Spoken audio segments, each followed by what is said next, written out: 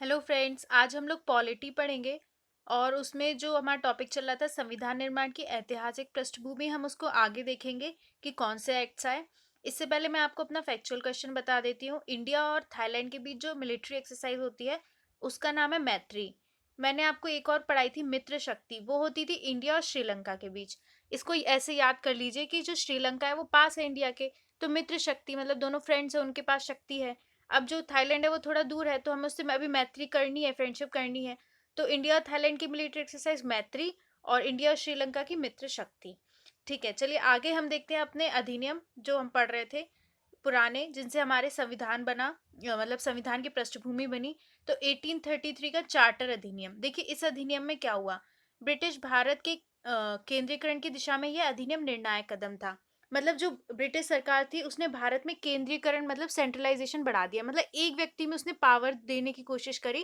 पहले क्या था, अलग अलग पावर्स होती थी, तो वो विकेंद्रीकरण हो जाता है, लेकिन जब एक ही जगह पावर इकट्ठी हो जाती है तो वो केंद्रीकरण हो जाता है। तो इसने केंद्रीकरण बढ़ाया इस एक्ट ने। इसने बंगाल के गवर्नर जनरल को भारत का गवर्नर जनरल बना दिया। मैंने आपको कहा ना कि इनका केंद्रीकरण बढ़ाया गया, तो अब किसको शक्ति हो गई सबसे ज्यादा, भारत के गवर्नर जनरल को। पहले उसे कहते थे बंगाल का गवर्नर जनरल, अब उसे कहते हैं भारत का गवर्नर जनरल।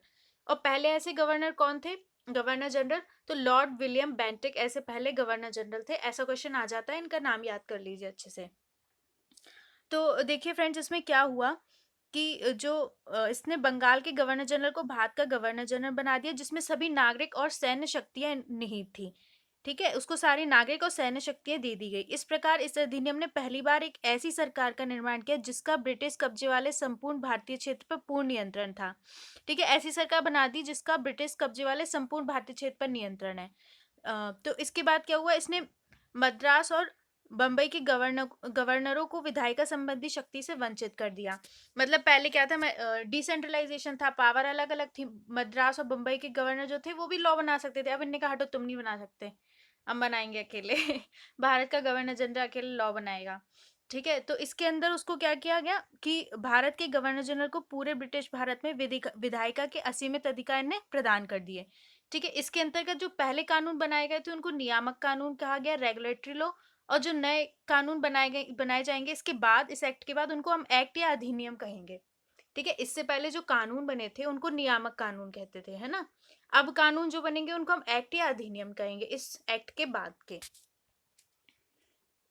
देखिए फिर इसके बाद ना ईस्ट इंडिया कंपनी जो थी, अब वो विशुद्ध रूप से प्रशासनिक निकाय बन गई। मतलब उसको सिर्फ प्रशासन का कार्य करेगी, वो व्यापार का काम नहीं करेगी। तो ईस्ट इंडिया कंपनी की एक व्यापारिक निकाय के रूप में की जाने वाली गतिविधियों को इससे समाप्त कर दिया गया। ठीक है, ये किया गया। इस एक्ट ने सिविल सेवकों के चयन के लिए खुली प्रतियोगिता का आयोजन शुरू करने का प्रयास किया। हालांकि कोर्ट ऑफ डायरेक्टर के विरोध के कारण इस प्रावधान को समाप्त कर दिया।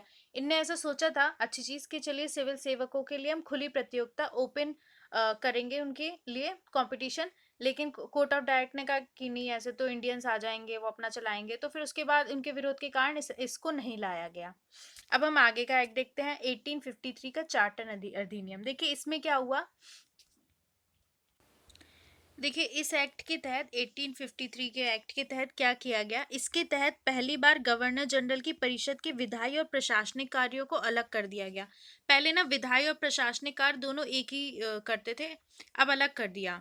ठीक है, गवर्नर की परिषद के विधायी और प्रशासनिक कार्य अलग अलग होंगे, ये इन्हें कहा। इसके तहत परिषद में 6 नए पार्षद जोड़े गए, इन्हें विधान पार्षद कहा गया। जैसे हमारी विधानसभा है, इस तरीके से विधान पार्षद उस समय जोड़ी गई। दूसरे शब्दों में इसने गवर्नर जनरल के लिए नई विधान परिषद का गठन किया, जिसे भारतीय केंद्रीय विधान परिषद कहा गया। परिषद की इस शाखा ने छोटी संसद की तरह कार्य किया। मतलब ये एक तरीके से अब संसदीय व्यवस्था स्टार्ट हो रही है, आप समझ लीजिए। इसमें वही प्रक्रियाएं अपनाई गई जो ब्रिटिश संसद में अपनाई जाती थी। इस प्रकार विधायिका को पहली बार सरकार के विशेष कार्य के रूप में जाना गया, जिसके लिए विशेष मशीनरी और प्रक्रिया की जरूरत थी। ठीक है, पहली बार इन्होंने एक तरीके से विधान परिषद बनाई, ये समझ लीजिए। 6 नए पार्षद जोड़े इस एक्ट के तहत। देखिए फ्रेंड्स, इस एक्ट के तहत सिविल सेवकों की भर्ती और चयन हेतु खुली प्रतियोगिता व्यवस्था का शुभारंभ किया गया। 1854 में मैकाले समिति की नियुक्ति की गई। तो अब इधर से क्या हुआ कि जो सिविल सेवकों में भर्ती थी वो होने लगी। ठीक है, ओपन कंपटीशन स्टार्ट कर दिया गया। ये इंपॉर्टेंट है, इस एक्ट से किया गया। ठीक है, इसने कंपनी के शासन को विस्तारित कर दिया और भारतीय क्षेत्र को इंग्लैंड राजशाही के विश्वास के तहत कब्जे में रखने का अधिकार दिया। लेकिन पूर्व अधिनियमों के विपरीत इसमें किसी निश्चित समय का निर्धारण नहीं किया गया था।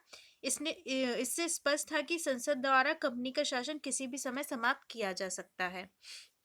देखिए, इस एक्ट ने ना जो कंपनी का टाइम था उधर कार्य करने का वो बढ़ा दिया, लेकिन ये नहीं बताया गया कि कब तक इससे मतलब संसद द्वारा कंपनी का शासन किसी भी समय समाप्त किया जा सकता है। इन्होंने कहा कि हमारा जब मन चाहेगा हम कंपनी को भगा देंगे ऐसे। ठीक है, तो इसने प्रथम बार भारतीय केंद्रीय विधान परिषद में स्थानीय प्रतिनिधित्व प्रारंभ किया। ठीक है, गवर्नर जनरल की परिषद में 6 नए सदस्यों में से 4 का चुनाव बंगाल, मद्रास, बम्बई और आगरा की स्थानीय प्रांतीय सरकारों द्वारा किया जाना था। इसने क्या किया, पहली बार जो भारतीय केंद्रीय विधान परिषद थी उसमें स्थानीय प्रतिनिधित्व प्रारंभ किया कि मतलब जो स्थानीय रिप्रेजेंटेशन होगा वो भी होगा। ठीक है, पहली बार जो प्रांत के थे उनको भी प्रतिनिधित्व करने का मौका मिला इस एक्ट के तहत। तो ये चीज़ भी इम्पोर्टेंट है। आ जाते हैं यहाँ पर, मैंने आपको एक क्वेश्चन दिया हुआ है, किस अधिनियम ने भारतीयों को अपने देश में प्रशासन में कुछ हिस्सा लेना संभव बनाया? A charter act 1833, B charter act 1853, C government of India act 1858, D Indian council act 1861। आप इसका आंसर मुझे देने की कोशिश करिए, नहीं आए तो आप पूछ सकते हैं, मैं आपको आंसर दूंगी। ये जो हम एक्ट पढ़ रहे हैं ना, ये हम पूरा डिटेल में नहीं पढ़ रहे हैं फ्रेंड्स, इनको हम पूरा डिटेल में हिस्ट्री में पढ़ेंगे। अभी हम अपने संविधानिक निर्माण की जो पृष्ठभूमि थी उसके हिसाब से हम इन्हें देख रहे हैं। तो अगर आपको मुझसे कोई क्वेरी है, कुछ पूछना है, आप बेझिझक पूछ सकते हैं, पढ़ाई से रिलेटेड कुछ भी। एंड इस वीडियो को ना आप दूसरे स्टूडेंट के साथ जरूर शेयर करिए। Thank you so much.